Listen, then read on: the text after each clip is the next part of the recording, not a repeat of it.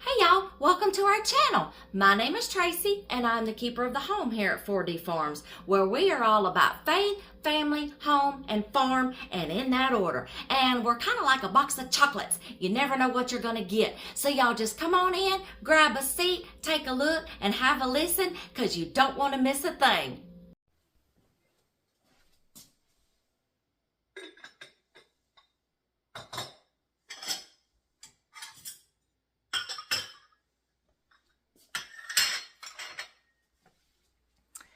Good morning, y'all. Welcome to today's video. Sorry, just cleaning up a little bit. We've had granddaughters, we've had tea parties, we have played, we have sewed, we have cooked, we have baked. We've done everything in this kitchen. I just have fun with my granddaughters. We have fun with our family.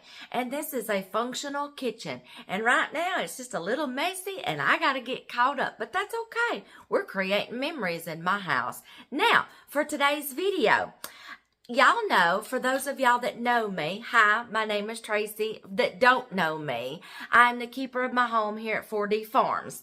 And for those of y'all that are viewers or subscribers and you do know me, welcome back. Y'all know that I get to travel every once in a while with my husband with his job. And some places that we go, like either a hotel room or something like that, we don't eat out all the time, okay? We just can't, okay? It costs too much for one thing. That's the number one reason. And we would get tired of it after a while. You know, you don't want to wear something good out, okay? So I travel with what I call my traveling kitchen. And in that traveling kitchen, it's like a box, and I just cook with my air fryer and my Instant Pot. And I have some accessories in there, okay? And I'm able to cook for us even while we're on the road, okay? And you've seen my playlist of my hotel cooking, traveling cooking, cooking with my air fryer and my Instant Pot. I have a whole playlist on it.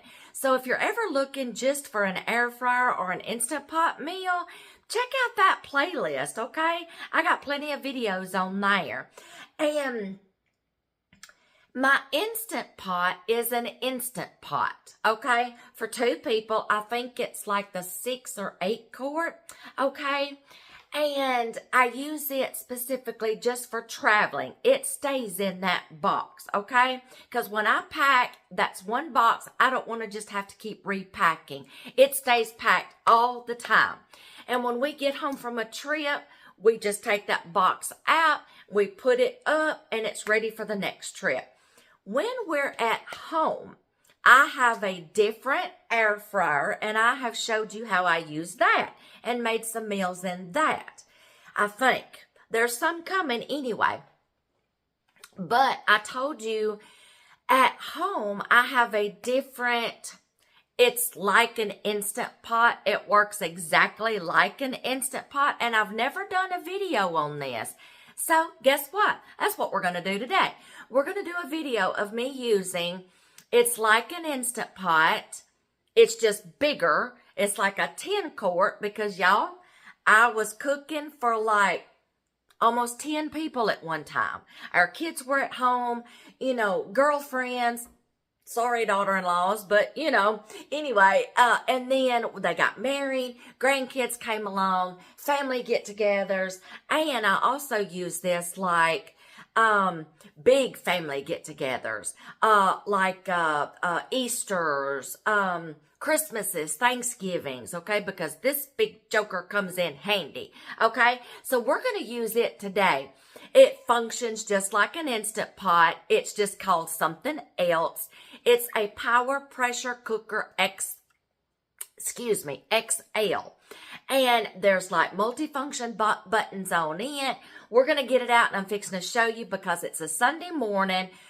We've gotten up, we've had our coffee, okay, we've had our devotions, and now it's like we need to get this on cooking, and then it can be cooking, doing its thing or whatever, or we can wait till later on this afternoon. But this morning, we're going to get it out. I'm going to set it up. I'm going to show you. We are going to fix today's meal in it. That's not going to be for when we get home from church. This is going to be our evening meal, Sunday evening. He's got a big brisket out of the freezer. He is seasoning it and rubbing it down with some of his own rub, y'all. He's got right here in the mason jar. I don't know what all's in here. This is his recipe. This is his rub. We keep this on hand for that purpose, briskets and stuff. Ribs, it's a rib rub. Flavors hamburgers, okay, meatloaf, anything. But mostly we use it as a rub. So we defrosted the brisket last night. He got it out this morning. He's rubbed it all down on both sides. We're going to let that hang out in the fridge all day and let those seasonings soak into that brisket. Then I'm going to be taking some of my homemade coleslaw. This is some coleslaw that had the purple cabbage in it, and you can see it kind of colored the whole thing, but that's okay. We're going to open up this, and I'm going to make some coleslaw with it. I'm going to be making some homemade hamburger buns, okay, using a bread recipe. We're just going to turn them into hamburger buns.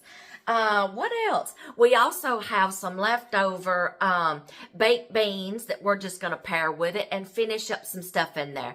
I might throw in a little bit of macaroni and cheese. Just depends on, we see how much we've got. But we're going to turn that into barbecue. Okay, barbecue sandwiches. And y'all, we're going to have enough left over for some other meals because this brisket is a little over 2 pounds. And we're going to have meals, some shredded barbecue for the next probably 2 or 3 nights, okay? So we're probably going to do barbecue sandwiches tonight. We can do barbecue nachos another night. Barbecue pizza. Oh my gosh. We're going to do a barbecue pizza one night. Have you ever had one of those? Y'all, I love making homemade pizzas. I do. Goody, goody, goody. That's 3 meals right there we're fixing to have this week. And it's going to get us through this whole week. The hamburger buns is going to make a big batch. So one night I can finish using those up and have hamburgers and french fries out on the grill. Yeah. So we're going to have meals for this week just by using the brisket and the homemade hamburger buns. Okay. Now I'm fixing to get out the big power pressure cooker XL and let you see what it looks like, okay? All right, y'all, I've got it out and I've got it sitting up here on the counter and I'll just let you see what it looks like. Okay, this is the Power Pressure Cooker XL. No, I am not an affiliate with this company because this is an old power pressure cooker and it's been around for years. I think I've had this for like maybe 5 or 6 years. Maybe longer than that. 6, maybe. Over 20, about 6 years I've had this, okay? And I mostly use this. I haven't even used all the functions on here, y'all. But you can see it looks exactly and has some of the exact same functions as an Instant Pot. I'm not going to plug it up right now and get it going because, you know, it'll start heating up and all such as that. I just wanted to let you look at it. It's got your keep warm cycle. It's got a delay timer on it, which means you can set it and delay the timer for it to come out at a later time. I'm not exactly for sure what the hours are on this, y'all. How long it delays. I think you can delay it up to like 4 hours, I think. So we could get everything prepped around lunchtime, set it, and then put it on a 4-hour delay timer. And then after that 4 hours, then it'll kick on and start cooking. Y'all, mine, okay, well, I'll get to this one in a minute. You got a time adjust, chicken meat, fish, vegetable steam, beans, lentils, rice risotto, slow cook, has a slow cooking feature. I can use this as a crock pot, soup and stew. Now, you cannot do this with an Instant Pot. Canning, preserving. This is an XL and mine has this function. I can do small quantities, pint jars of things like maybe some vegetables or something. I can pressure can in this one. Limited items, pint jars only. This is the only one that has this feature on it. You cannot do this with an Instant Pot. Mine just has this extra feature, okay? And it looks just exactly like an Instant Pot, has the locking lid. Y'all, it's old. It's 6 years old, but it still works. There's my cord. I believe it's a 10 quart capacity. All right. And it locks on. Okay. It'll beep when I do that. There's my sealing, my venting. Okay. So it works exactly like an Instant Pot. I'm also going to get this down, and I know one of these buttons also does yogurt. I have to see. I have to figure it out and get my manual out. It's been years since I've used this, y'all, and mostly, like I told you, I use this just for like big batch cooking for family get-togethers, stuff like this. So I'm going to leave this setting here. I just got it out for dear hubby. When we get, right now, we're fixing to just get ready for church. He's got the meat just kind of hanging out, marinating. It's going to do that till I get home from church. And then later on this evening, we will start getting this meal put together. We'll show the functions on this. Or if he does it before I do, I'll go back through and walk you through it, okay? But we're going to set it like the manual, just like an Instant Pot, y'all, but that's my big baby right there, okay? This also, I can use any Instant Pot accessories in it. It came with racks where you can do stack cooking. I love that, y'all, because there's times that I can fix a whole meal in this pressure cooker. Instant Pot. I can do the stack cooking. I can do a meat. I can do some vegetables. Gosh, I don't remember. One time I think I did orange chicken. I did stir fry in the middle. Then I did some corn on the cob on the top. Y'all, I had a whole meal going on in this one Instant Pot at one time. I can use any Instant Pot accessories with it. I have the pot in pot. Of course, it's in my box out there. I don't think I'm going to need it right now, though. If I ever need it, I know where my box is at. I can just go dig it out. But it came with accessories. I use any kind of Instant Pot accessories in it. No, this is not on Amazon. Amazon does not sell this brand. This is an older company. You will just have to go to their website. Power Pressure Cooker XL. I don't even know what the website is, y'all. I'm not an affiliate with it. I just wanted to show y'all my Instant Pot for home use, okay? And I have a different air fryer. So that is it for just this portion of the video. We're fixing to go. I'm going to go get ready for church. And then this evening, we'll get this meal thrown together. And I'll give you little tidbits. And we'll get some homemade hamburger buns going. And throw this meal together this evening. And let you see what it all looks like. So I'll catch you later on this evening, okay? All right, y'all. It is late afternoon time. We have gone to church. We have come home. We have ate lunch. We have rested. Took a little Sunday nappy. And y'all, I woke up to a beeping sound. And dear hubby woke up before I did. And I knew what it was. It was the pressure cooker. He has already got the brisket already cooked. And got in there and figured it all out for himself, got it going, and it's cooked, y'all. We're just letting it come down from pressure, and it has depressurized the just like an Instant Pot, naturally released the steam, and then it's depressurizing, and now it's just on the keep warm cycle. I'm sorry, y'all. He figured that all out for himself, but I will put a little clip in here of well, I'll just let you see right now. Hold on, and I'll let you see what happened, and it's fixing to go into the keep warm cycle, okay? Let's see. Let me turn you around. Okay, y'all, I don't know why it's doing that right there because it's not doing it on the power pressure cooker. I think it's the way I'm holding the camera when it goes to it. Okay, so it's on the keep warm cycle now. It's already depressurized, came down to pressure. See, I don't know why it's doing that, but if I hold the camera just right, it stays still. It's not doing that on the pressure cooker. It's just on the camera, okay? So now He did that all by himself. I'm so proud. Y'all, it's been a long time since we've used our home power pressure cooker. And I heard that sound and I'm like, did he figure that out? Did he do that by himself? He did, y'all. Okay, so he's got the brisket done. We're letting it keep warm. I'm fixing to start the bread, okay? So I'm going to be using the same recipe that I used for when I made homemade rolls in my bread making series. But I'll go over it again. I'll let you look at the recipe. I'll put it in the description box below and we will get started on that. Okay, so, and then I'm fixing to get the coleslaw going. So first comes the bread though, because I've got to mix it, let it knead, then let it rest, then come and take it out, shape them into the buns, then let them rise. Okay, so that's going to have to take some time.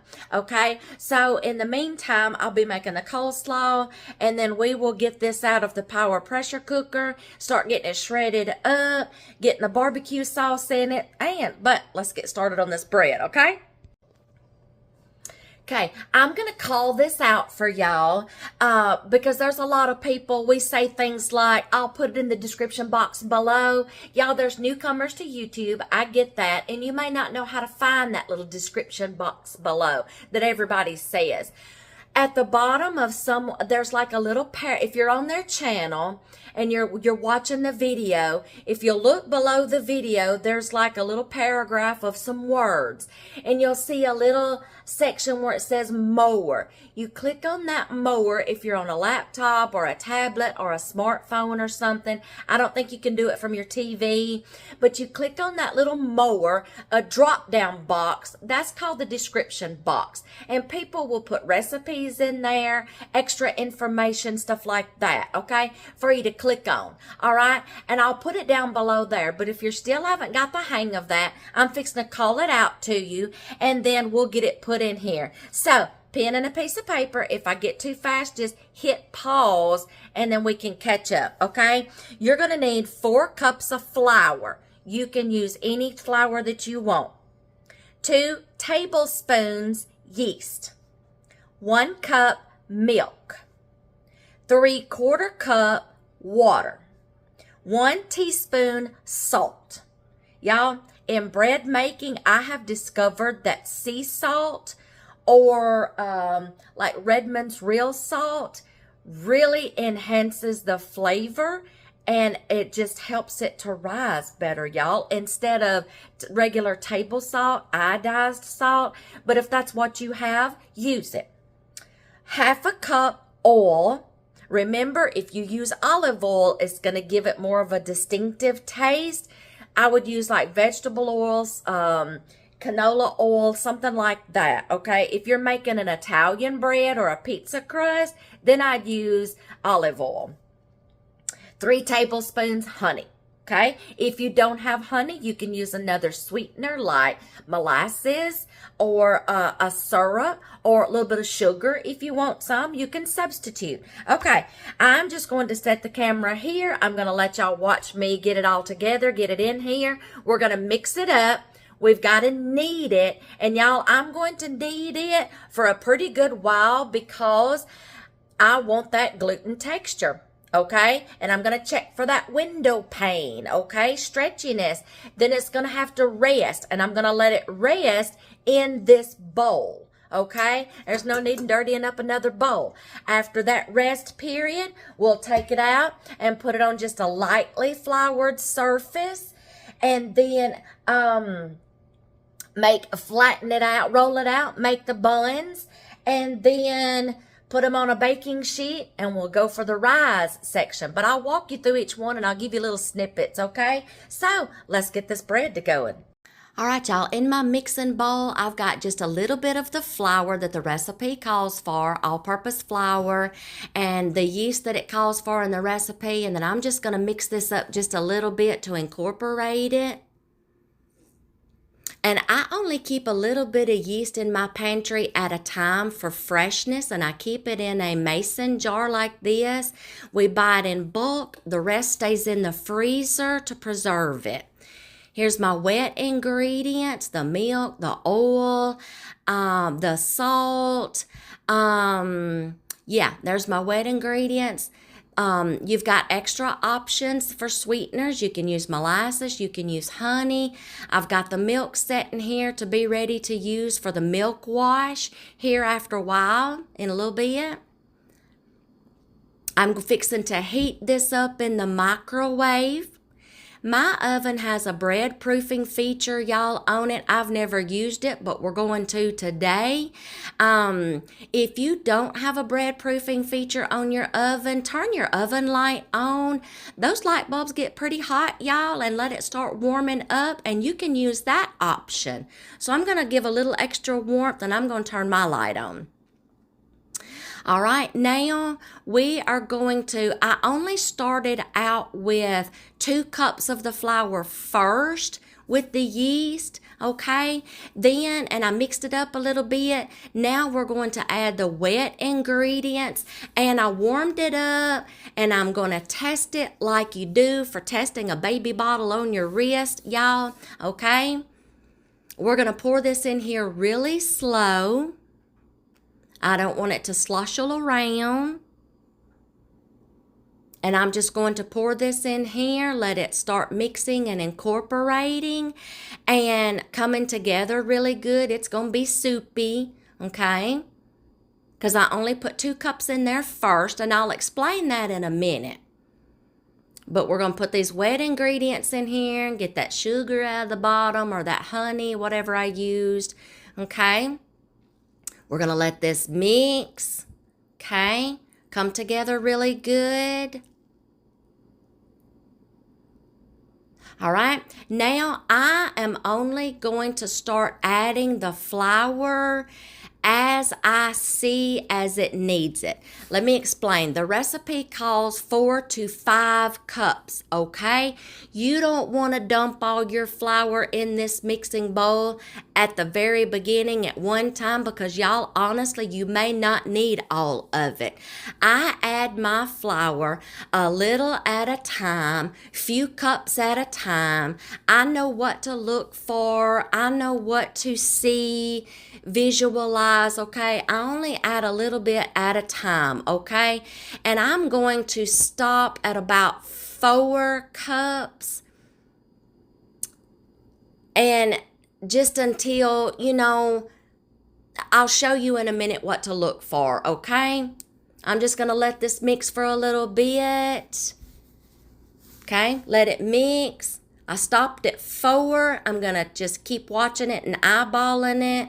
Okay, we'll do that little window pane test here after a while. All right, this is what I'm wanting to look for. See how it's forming a dough ball and it's pulling apart from the sides? Okay, that's why I stopped at 4. I may not need that 5th cup, y'all. You're just going to start knowing what to look for, and you'll learn this. Just be patient, okay? So I'm going to let this be kneading, okay? And I'm going to let this be kneading while I'm working on other things. And I'm going to do this for 20 minutes, okay? Then I'm going to let it rest. This is what I'm going to be using to cut out my hamburger buns, just a wide mouth mason jar ring, my dough scraper, okay? So while this dough is doing its thing and it's kneading and it's coming together, we're going to get this coleslaw going. This is my home can jar of coleslaw. I'm going to drain it off, strain it, and dump it in a bowl. All right, so let's get this coleslaw going. All right, my mixer's still going. I'm going to let that dough mix for up to about 20 minutes, okay? And then we're going to cover it up and let it go through a resting period, okay? We'll check it later. This is just a southern coleslaw, y'all, that I make. Pepper, lemon juice, mayonnaise, and some sugar. That sugar in that little canister there. Y'all, I do not have measurements. This is just what you get after years of cooking and baking. You just get familiar with your recipes. You know what to start looking for. You taste test, you eyeball it, and that's all I do, y'all.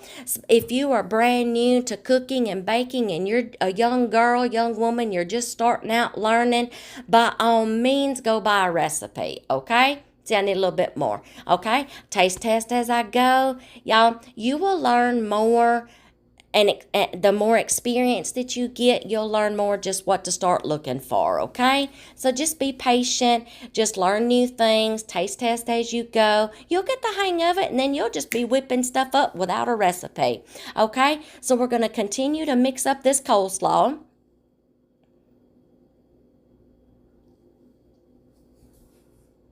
And yes, you can coleslaw. Y'all, I do it all the time for meals like this. We use this on cold sandwiches like bologna sandwiches, deli sandwiches, sub sandwiches. We use this on our barbecue sandwiches. We eat this as a side. In that same video, I'm canning a non-fermented sauerkraut, which turns out to be like a boiled cabbage, and we use it to like egg roll in a bowl, the little wonton egg rolls, and fried cabbage. Got that made. We're going to set this aside, clean up a little bit. All right. This has kneaded for a little bit, okay? I don't need that 5th cup. I'm stopping at 4. I don't need it. It's come together good. We are going to, later on, we'll do that little window pane test, okay? But it's just fine, just like I want it. We're going to cover it up with a tea towel, and I'm going to go on about my merry little business. While that is resting for up to 20 minutes covered under a tea towel, I'm going to be washing out my little bags here. This is our vacuum seal bags. I just use a little bit of Dawn dish soap, y'all, excuse me, to wash them out, except for the bags that's had meat in them. I put them on this little expandable little accordion, little drying rack, and I'm just going to let it chill out, air dry over there on my drying mat. I repurpose things, y'all, reuse things, all right? So now this dough has rested, and now it has doubled in size, y'all. Look at that. You see, it doubled in size, but there's 2 tests I need to bring this through, and that is the dent test. Stick your finger in it. If it stays dented, that means it's lazy. It hadn't done its thing. It hasn't worked its gluten. It's not ready, okay? Then we're going to just do like one more little test, and we're going to do that little window pane stretch test. This is just how I know if it needs some more time or not to rest, okay? And I did the, it's stretchy, yeah, but I don't know. All right, so let's just see. If it don't pass this test, y'all, you'll see what I'm talking about. If it pulls apart too easy, it's not ready. Okay, if it pulls apart too easy, it's not ready. So I am going to give this some more time. It did not pass either test. Cover it back up with a tea towel. Give it some more time. I'll come back to it. While that is giving some more time resting, I'll explain what dear hubby's doing. He's going to be working on the meat while I get to the next part, working on the rest of the dough. Okay? He's got it out of the pressure cooker. He is going to be, look how handsome. We work together as a team, y'all. He likes doing the meats. We cook together sometimes, or sometimes I cook all of it, or sometimes he cooks all of it. But he likes doing the meats. I'm responsible for the desserts, the sides, and the breads, whatever we're having. He is going to get this ready and chop this up, shred it up. He's going to be getting his seasonings in there. All right, y'all, I gave the dough some more time, and I'm going to just talk y'all through the rest of this video, y'all. I'm having to do a voiceover because it's getting noisy in here. We're running all over each other. I'm going to talk you through the rest of this video, okay? And just leave you with that, okay? The rest, yes. I have got the dough out of the mixing bowl. It came together fine. I gave it that extra time that it needs. Let me give y'all 2 pointers. If you're not following in my bread making series, I have a video basics to bread making, and I explained this in my video, but I'm going to go ahead and explain it to you here in case you're not interested in watching that series. The longer you let your bread knead, the better it forms the gluten and those gluten strands that it needs, and it doesn't form a sticky dough, and it gives you a better crumble. Not really a crumble, but a better texture in your bread, okay? Remember that. Write that down. Because in that other video, I tell you to grab a pen and a piece of paper and take notes because you're going to need it, okay? So y'all be writing this down. The longer you let it knead, the better off you're going to be, okay? Forming those gluten strands, and it will start pulling away from the bowl better, okay? Then the longer you let your bread rest or whatever you're making, the longer the resting period, the better, because even while it's resting, it is still forming gluten, which gives you that stretch that passes that window pane test. Write that down. Those are two key factors when making any kind of kneaded bread, rolls, buns, breadsticks, whatever, okay? So y'all see, this is not a sticky dough. I'm not having to use anything, no flour to my surface, nothing. I'm not having to use any flour, y'all. I'm going to roll this out till it is like 1 inch to 1/2 inch thick. I want this to be I want these rolls to get good and poofy and rise. So about 1/2 inch to 1 inch thick, okay? We're going to start with that.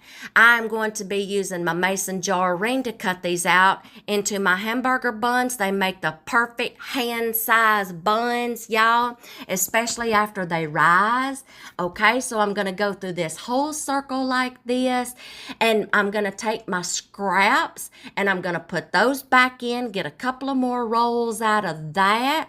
Then I am going to be I already got my menu plan for this week, y'all. After we eat these barbecue sandwiches and then we use all that meat, I'm going to be making Pioneer Woman's drip beef sandwiches, and I need 2 hoagie buns.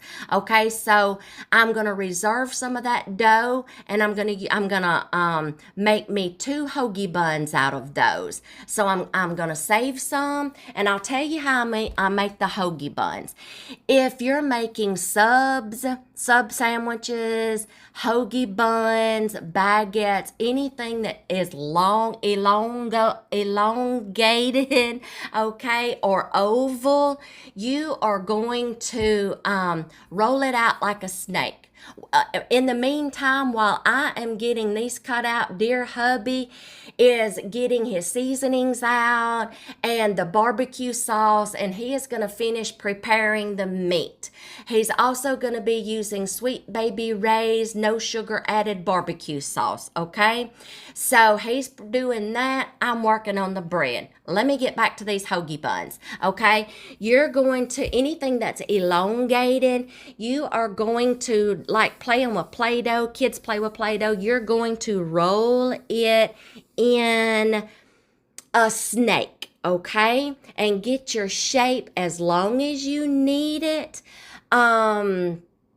For your baguettes, your breadsticks, your whatever. This also, y'all, making a snake comes in handy if you want to make bagels, okay? Because you take your snake, you form it in a circle, you got that hole in the middle, you seal your seams shut, then you finish either baking your bagels or you can go through the boiling method. I have not tried that yet, y'all, but give me time, I probably will. I have made bagels 2 other different ways, like two ingredient bagels, and I've done them twice, 2 different ways.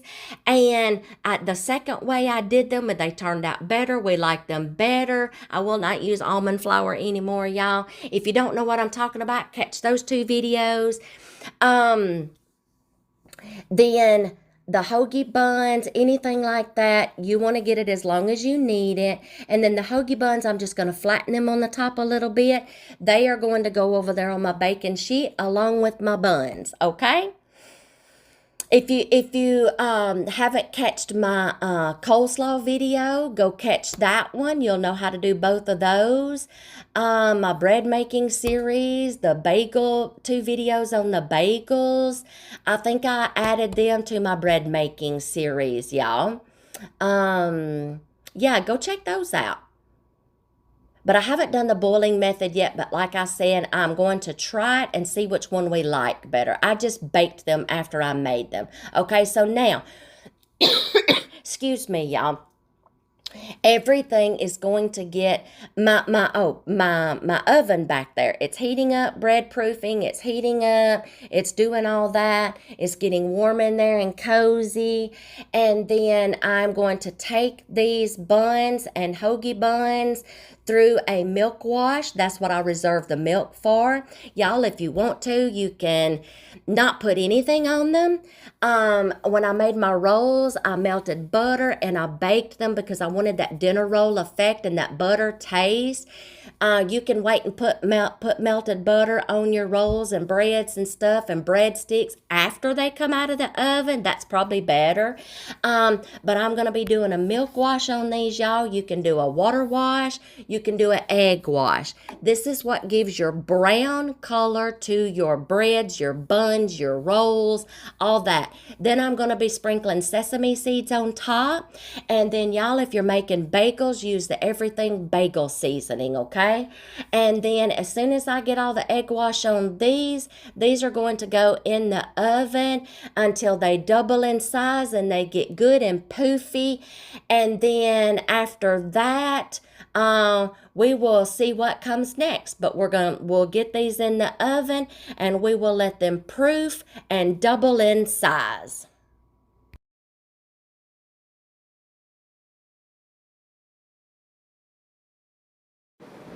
All right, y'all, they have been proofing in the oven. You see how puffy they've gotten and how much they've rose? Look at that. All right, I'm going to be preheating. I'm going to take these out, preheat my oven to 400 degrees. And as soon as it gets preheated and dings at me, we're going to put these back in the oven and let them bake till they get good and golden brown.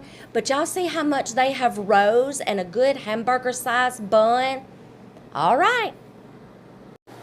Halfway through the baking, y'all, this is what they look like. Look how much they have puffed up. And look at that golden brown color. I'm so excited, y'all. We are going to let these finish baking up, okay?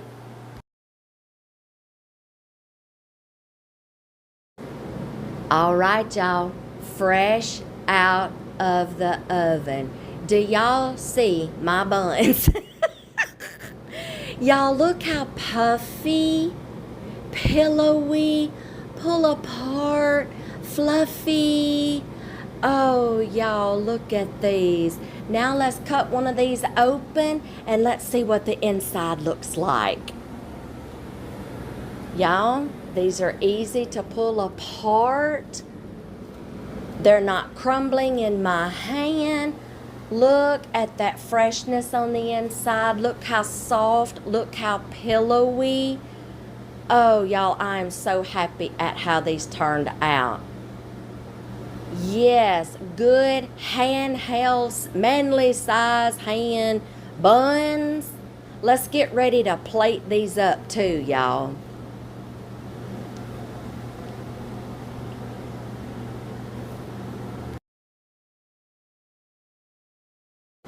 All right, y'all, here's it all plated up. Look at that coleslaw on top of that beef, that barbecue. Look at them buns, a little bit of corn left over. Some homemade baked beans left over. Y'all, go make you some of this. I hope you've enjoyed this video, and we'll see you in the next one.